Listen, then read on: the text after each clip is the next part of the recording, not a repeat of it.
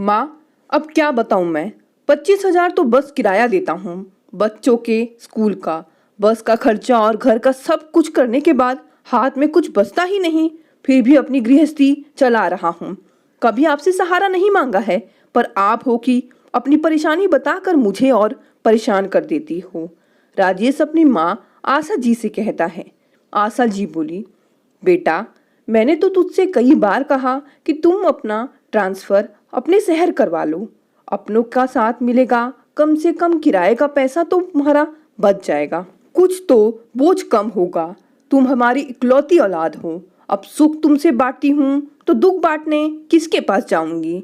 राजेश बोला, माँ, औरत की यही आदत मुझे बिल्कुल अच्छी नहीं लगती। अपनी तकलीफ का ढिंढोरा हर किसी के पास पीटती रहती हैं। पापा को देखिए, वो तो कभी शिकायत नहीं करते। सारी दिक्कत आपको ही होती है।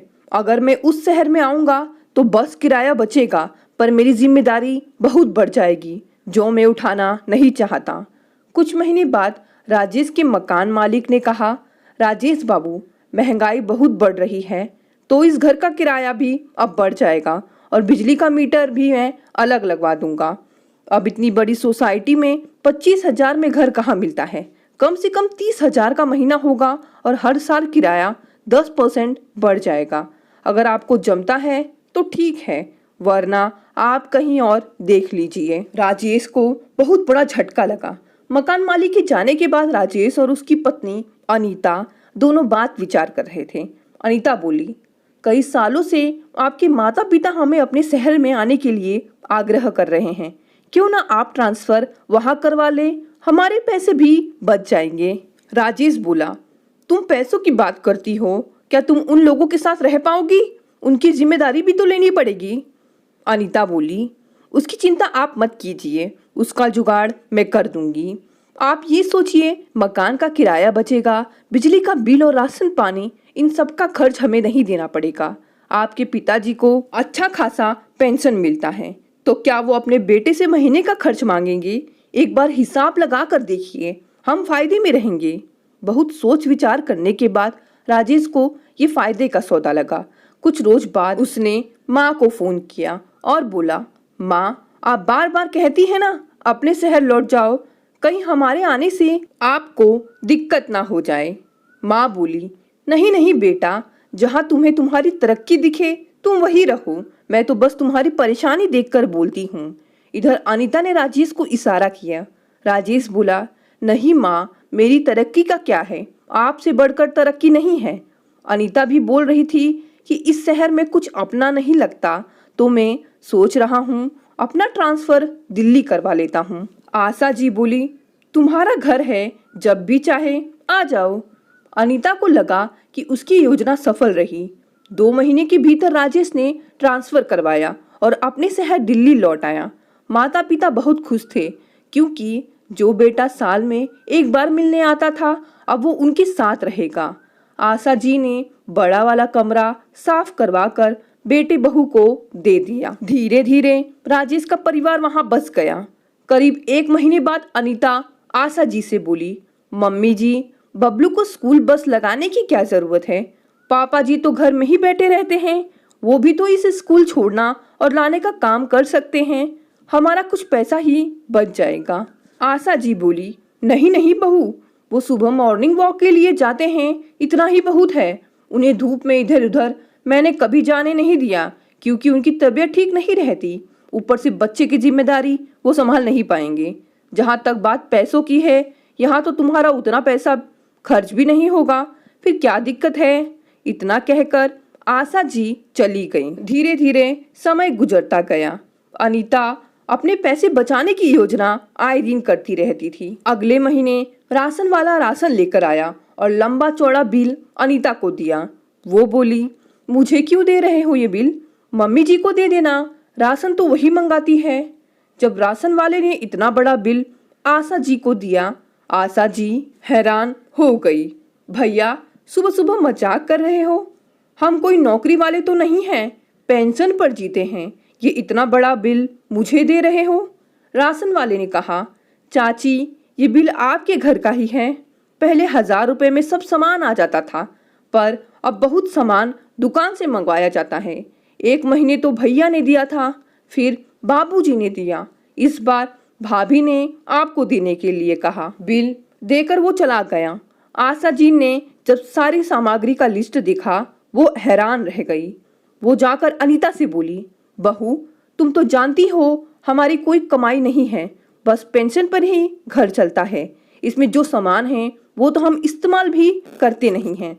तो ऐसा करो, ये राशन का पैसा तुम दे देना, क्योंकि इतना खर्चा उठाना हमारे बस की बात नहीं है।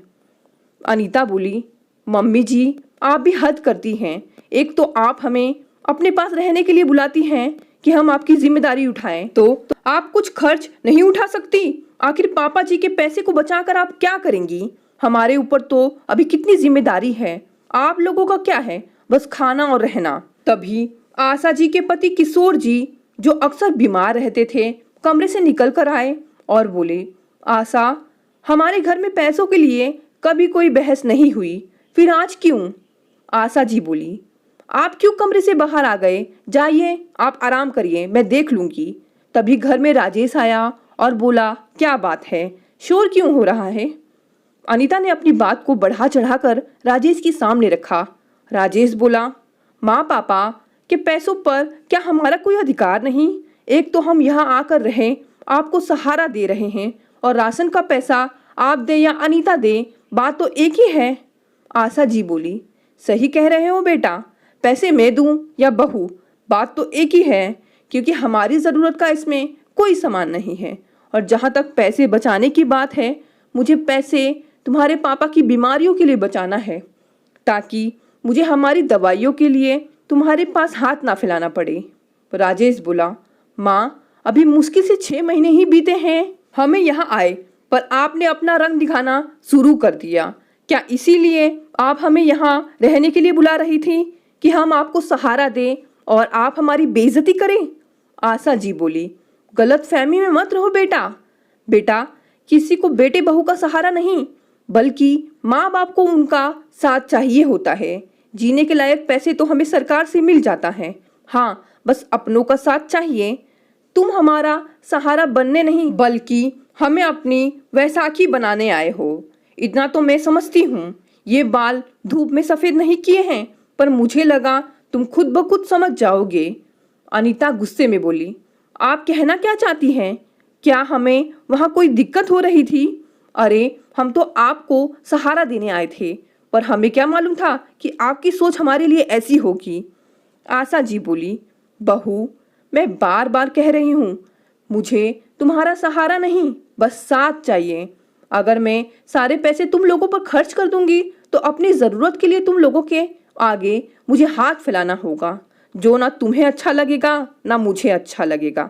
तभी कैलाश बाबू अपने कमरे से अपनी दवाइयों का बिल लेकर राजेश को दिखाते हुए बोले, बेटा आज तक हमने अपनी कोई परेशानी तुमसे साझा नहीं की।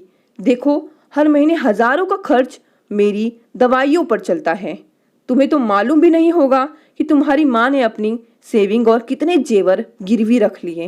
मैं तुम्हारी माँ को हमेशा अपनी परेशानी तुमसे साझा करने से मना करता था, पर वो कहती थी बेटा है उसे सब पता होना चाहिए, और आज तुम ये कह रहे हो कि हम तुम्हारा सहारा चाहते हैं। नहीं बेटा, बस तुम्हारा साथ चाहते हैं, ताकि जब हमें कुछ हो तो तुम हमारे साथ रहो। राजेश जब वो बिल देखा तो उसके पैरों के नीचे से जमीन खिसक गई। उसे खुद से घृणा होने लगी कि वो आज तक बड़े आराम से रह रहा था। वो इसलिए कि माता पिता कभी उससे एक पैसा नहीं लेते थे, और अब वो अपने माता पिता के साथ का ही सौदा करने आ गया। जहाँ वो कुछ पैसे बचाने के लिए अपने माँ बाप का सहारा ले रहा था, वहीं उसके माता पिता अपनी परेशानियों को अकेले से लड़ रहे थे और अपने बेटे की मदद कर रहे थे। रात में खाना खाकर सब अपने कमरे में चले गए। अनीता राजेश से बोली, मैं बोल रही हूँ ये सब इनकी चाल है। ये पुराने दिनों का बिल दिखाकर हमें बरगलाना चाहते हैं। राजेश बोला, चुप हो जाओ, मैं शर्म से मरा जा रहा हूँ और तुम उसको बहुत बढ़ा रही हो। अगर आज पापा को पेंशन नहीं मिलता तो उनकी दवाइयों और खर्च भी मुझे उठाना पड़ता। तुम ये नहीं देख रही हो कि वो अपनी जिम्मेदारियां खुद उठा रहे हैं। अरे वो हमसे कुछ नहीं, बस हमारा साथ चाहते हैं। धीरे धीरे राजेश को अपनी गलती का एहसास हुआ। उसने घर के सारे खर्चे अपने हाथों में लिए। इधर आशा जी ने बेटे का बोझ हल्का करने के लिए पोते को स्कूल छोड़ने और लाने की जिम्मेदारी खुद पर ली।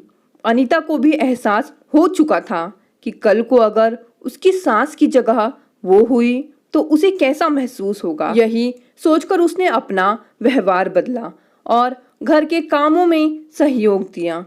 दोस्तों, माता पिता पूरे जीवन अपने बच्चे और परिवार की जिम्मेदारी उठाते हैं और हर अच्छे बुरे वक्त में बच्चों का साथ देते हैं। एक उम्र हो जाने के बाद वो अपने बच्चों से सहारा नहीं, बस उनका साथ चाहते हैं। तो क्या उनकी मांग गलत है? दोस्तों, आपको ये कहानी कैसी लगी? कहानी पसंद आई तो इसे लाइक और शेयर करें और मेरे चैनल को भी सब्सक्राइब करें। धन्यवाद।